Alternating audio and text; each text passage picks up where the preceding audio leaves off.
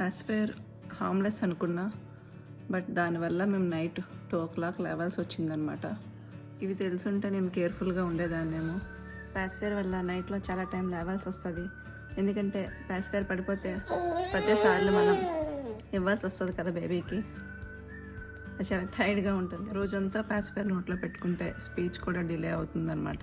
ఇది కూడా one of the problem. 6 months తర్వాత పాసిఫైర్ యూస్ చేస్తే ఇయర్ ఇన్ఫెక్షన్స్ కూడా పెరుగుతాయంట. ఇంకోటి, మనం ఎర్లీగా పాసిఫైర్ ఇస్తే వాళ్ళు ల్యాచ్ చేయడం సరిగా వాళ్ళకి రాదు, అప్పుడు నిప్పుల్ని కన్ఫ్యూజ్ అవుతారు. అప్పుడు మనకి చాలా పెయిన్ఫుల్గా కూడా ఉంటుందన్నమాట. పెయిన్ఫుల్గా అవుతుంది. వల్ల మిల్క్ సప్లై కూడా మనకు తగ్గుతుంది. మా బేబీ స్టార్టింగ్లో కార్లో కూర్చోడానికి, బయట ఆడుకునేటప్పుడు కూడా తనకి పాసిఫైర్ చాలా అవసరం ఉండదన్నమాట. మేము మాన్పించడానికి చాలా కష్టపడ్డాం. Please save this video. Next వీడియోలో పాసిఫైర్ని మాన్పించే ఈజీ ట్రిక్స్ని మీతో షేర్ చేస్తాను అనుకుంటున్నా. Until then stay fit, stay